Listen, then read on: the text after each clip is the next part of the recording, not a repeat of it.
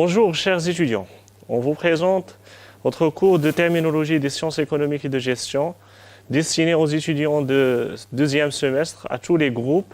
Ce cours il sera élaboré par moi-même, professeur Abouzien Dabaji, professeur Mohamed Njari et professeur Fatim Zahra Tawqif. Un seul cours qui est présenté par moi-même et mes collègues au niveau de ce module de terminologie des sciences économiques et de gestion. في إطار وحدة مصطلحات العلوم الاقتصادية والتدبير نقدم لكم محاور متكونة من هذه الوحدة التي سيقدمها الطاقم البيداغوجي التالي: أستاذ أبوزيان دعباجي، أستاذ محمد النجاري، وأستاذة فاطمة زهراء توقيف. دروس هذه الوحدة ستكون شاملة ومقدمة من طرف الأساتذة معا، كل حسب النقاط الأساسية لهذه المادة. On vous rappelle l'objectif général de ce cours-là. Donc, ce cours, il est présenté pour connaître et assimiler la terminologie de la science économique et de gestion et de se familiariser avec les notions de base économique.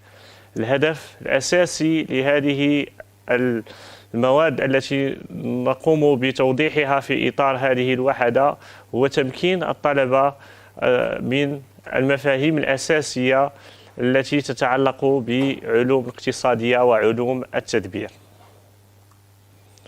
Les axes de ce cours ils seront adaptés et ajustés en fonction des présentations que nous allons présenter, mais ils couvrent essentiellement une terminologie liée à l'étude des marchés au niveau microéconomique, une terminologie liée au circuit économique, une terminologie liée à la comptabilité nationale et à l'équilibre global, une terminologie également liée aux fonctions de l'entreprise. محاور المحاضرات التي سنقوم بتقديمها من خلال هذه الوحدة تهم بالأساس مفاهيم مرتبطة بدراسة الأسواق في إطار الاقتصاد الجزئي، مفاهيم مرتبطة بالدورة الاقتصادية وبالمحاسبة الوطنية في إطار التوازن الكلي والاقتصاد الكلي، وفي النهاية مفاهيم مرتبطة بوظائف المقاولة. Sans transition, on passe au premier chapitre, terminologie liée à l'étude de marché. نقوم بتوضيح المفاهيم المرتبطة بدراسة الأسواق في إطار الفصل الأول. La première notion sur laquelle on va se présenter au niveau de cette terminologie, c'est de définir c'est quoi un marché. Donc on va essayer de chercher la notion du marché et de définir cette notion. Qu'est-ce qu'on entend par un marché? En économie, nous ne considérons pas le marché comme un lieu physique. Voilà le premier point sur lequel on va se mettre d'accord, c'est qu'au niveau économique, la considération donnée au marché n'est pas comme la considération au sens courant. Lorsqu'on dit le marché au niveau courant, on se fait référence généralement à un lieu physique, à une rencontre physique entre les offreurs et les demandeurs, entre les acheteurs et les vendeurs. Mais au niveau économique, la notion elle est plus large, donc et le sens elle est abstrait et on ne fait pas référence à un lieu physique. De ce fait, les économistes ils vont décrire un marché comme une réunion d'acheteurs et de vendeurs, c'est-à-dire un arrangement dans lequel les acheteurs et les vendeurs entrent en contact direct ou indirect, c'est très important, pour vendre ou acheter des biens et des services. Alors pour nous, au niveau économique, le marché il est considéré comme une rencontre entre l'offre et la demande. Cette rencontre entre l'offre et la demande peut être sous forme physique ou bien directe ou bien indirecte. Au sens abstrait, la notion du marché. Donc toute rencontre de l'offre et de la demande et qui va aboutir à l'élaboration d'un prix, dans ce cas-là, on va la considérer comme étant un marché. أول سؤال يتبادر لنا للذهن في إطار مفاهيم متعلقة بدراسة الأسواق هو ماذا نقصد بالسوق؟ في الاقتصاد ومن الناحية الاقتصادية نحن لا نعتبر السوق كمكان مادي.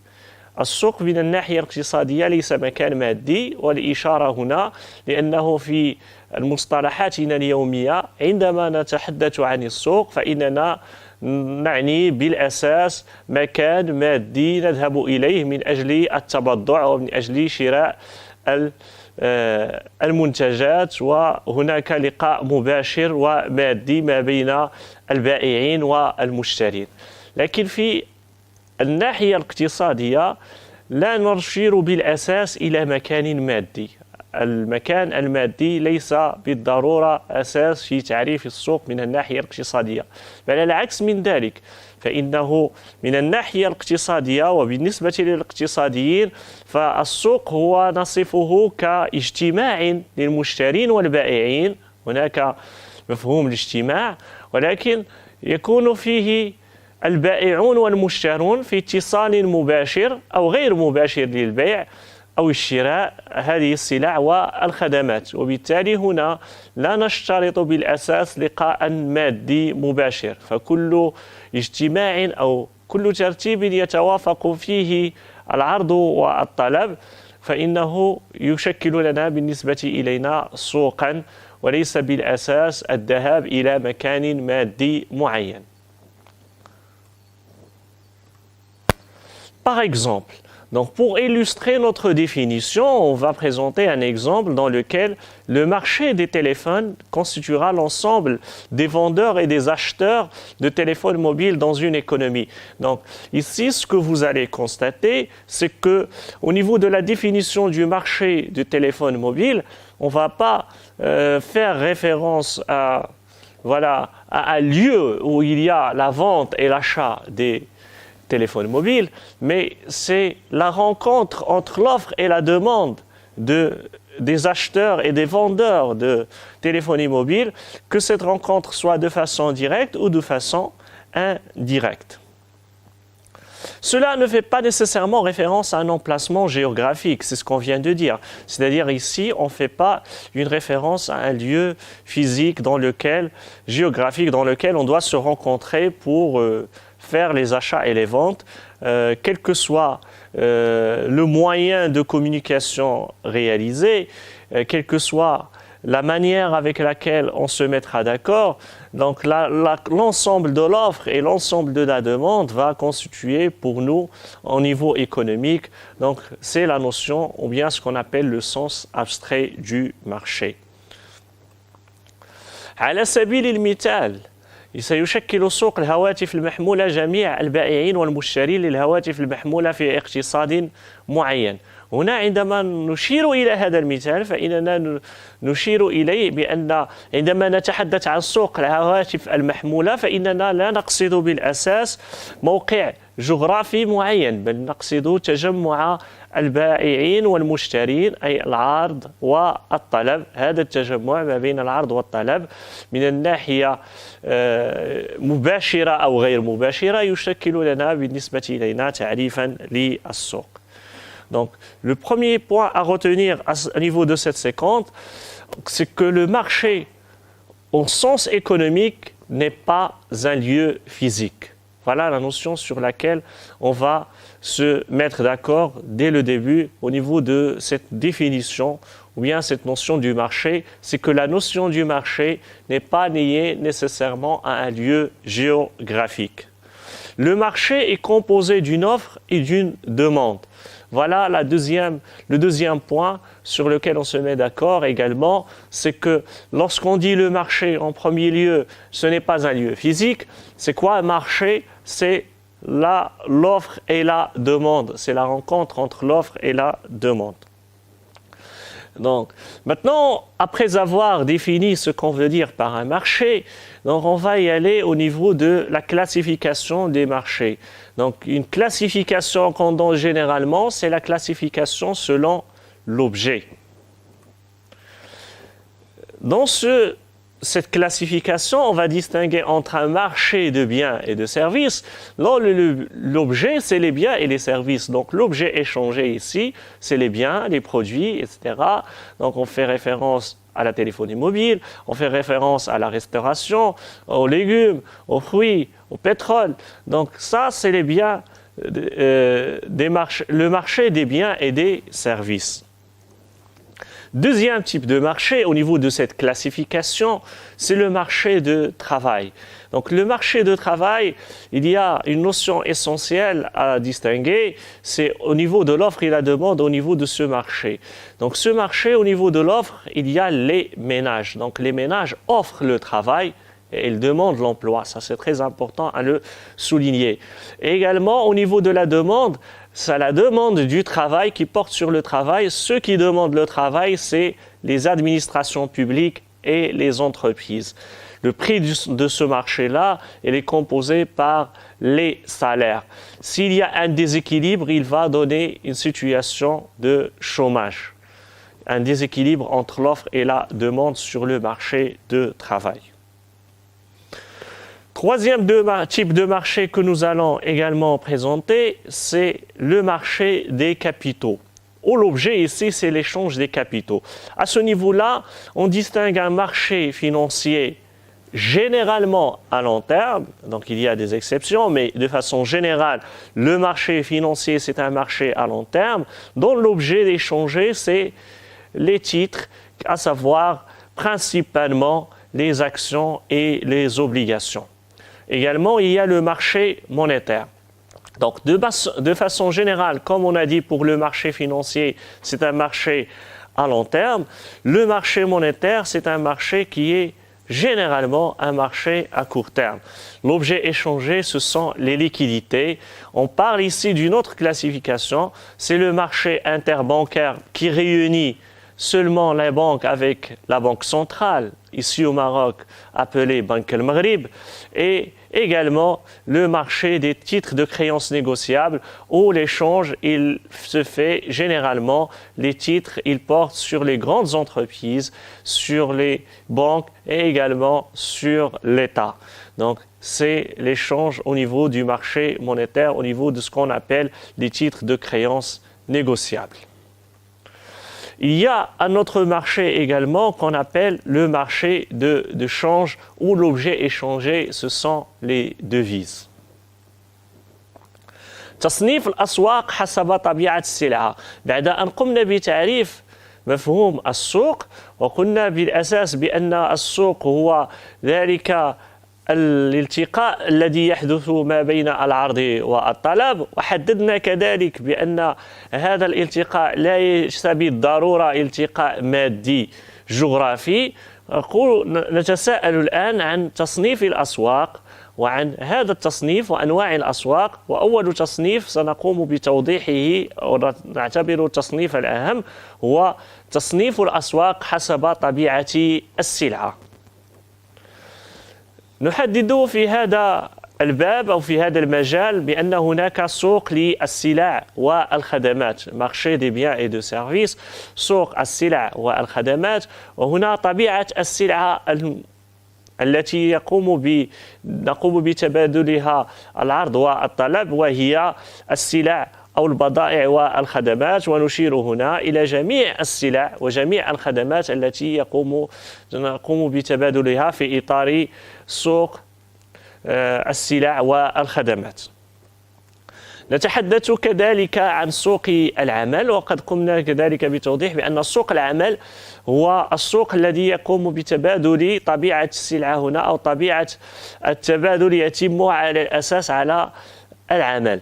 وهنا من ناحية العرض فإن العائلات، قطاع العائلات هنا نشير إليه من الناحية التصنيفية، من ناحية التصنيف الاقتصادي، قطاع العائلات يقوم بعرض العمل في حين أن المقاولات والإدارات العمومية تقوم بطلب هذا العمل. سوق الرساميل، وهنا من المفهوم بأن طبيعة السلعة هي الرساميل، وهنا نتحدث عن سوقين أساسيين، السوق المالية التي تقوم بأساس بتبادل السندات وكذلك الأسهم، في حين أن السوق النقدية التي تهم بالأساس سوق التبادل الذي يهم السيولة المالية في إطار السوق النقدية البنكية التي تجمع ما بين الأبناك. وهنا نتحدث عن باللغة الفرنسية نشير إلى le marché monétaire interbancaire وكذلك سوق السندات التي تقوم في إطار السوق النقدية. التصنيف الأخير هنا هو سوق الصرف، وهنا يقوم بتبادل العملات. العملات هو السلعة التي يتم على أساسها التبادل في إطار هذا التصنيف، وهو تصنيف حسب طبيعة السلعة. Après avoir présenté une classification selon l'objet des marchés, c'est-à-dire selon le bien ou les éléments échangés, nous allons passer maintenant à une autre classification selon les types de structures du marché. Et à ce niveau-là, on va présenter une classification au niveau de la structuration du marché et plus exactement, on va s'orienter vers la concurrence. Donc, il y a essentiellement, quand on parle des marchés, une variété de structures de marché qui caractérisent l'économie. Donc, il y a plusieurs variétés de marchés qui caractérisent l'économie. Plus essentiellement, on parle de telles structures de marché font essentiellement référence au degré de concurrence sur un marché. Donc, comment on distingue ces structures? C'est par rapport à un indicateur essentiel, c'est-à-dire le degré de la concurrence. Il y a des marchés où la concurrence elle est très élevée, on va dire même parfaite et pure. Il y a des structures dans lesquelles il y a aucune concurrence et à ce niveau-là, on parle du monopole. Après, on va classer et prendre chaque marché et le présenter à part. Donc, il existe d'autres déterminants des structures de marché, pas seulement de la concurrence, plus essentiellement de la concurrence, mais il y a également d'autres, tels que la nature des biens et des produits, le nombre des vendeurs, le nombre des consommateurs, la nature du produit ou des services, les économies d'échelle, etc. Donc, plusieurs indicateurs, plusieurs critères qui nous permettront de distinguer les structures de marché et de les différencier. Mais plus essentiellement, on retient ici que l'élément ou bien le critère déterminant au niveau de la structure des marchés, c'est essentiellement le degré de la concurrence sur le marché. أنواع هياكل السوق. بعد تصنيف الأسواق حسب طبيعة السلعة التي تقوم بتبادلها، نقوم أساسا هنا بتصنيف الأسواق حسب أنواع هياكل السوق. وهنا نشير بالأساس إلى معيار مهم، وهو معيار درجة التنافسية ما بين هذه الأسواق. مجموعة متنوعة من هياكل السوق تميز الاقتصاد. هنا نقصد بأنه ليس هناك هيكل واحد للسوق، هناك مجموعة من الهياكل المتنوعة التي تميز السوق هي الاقتصاد. إن هياكل السوق هذه تشير بشكل أساسي إلى درجة المنافسة في السوق. إذن المعيار الأساسي الذي نقوم على أساسه بتصنيف هياكل السوق هو درجة المنافسة في السوق. هناك محددات أخرى لهياكل السوق مثل طبيعة السلع والمنتجات، عدد البائعين، عدد المستهلكين، طبيعة المنتج أو الخدمة، أو ما نطلق عليه باسم فورات الحجم، ونقصد بها باللغة الفرنسية les économies d'échelle وما إلى ذلك من المعايير. لكن يبقى معيار درجة المنافسة هو المعيار الأساسي الذي على أساسه نحدد أنواع هياكل السوق. Le premier type de marché que nous allons présenter, c'est le marché de concurrence pure et parfaite. Et ça sera l'objet que nous allons faire au niveau de la séquence prochaine. À ce niveau, je vous remercie pour votre attention et on se donne à la séquence prochaine qui va commencer par le marché de concurrence pure et parfaite comme premier type de marché au niveau des structures des marchés. إلى هنا نصل إلى نهاية الحصة الأولى من الوحدة المخصصة لمصطلحات علوم الاقتصادية وعلوم التدبير. سنلتقي في الحصة المقبلة من خلال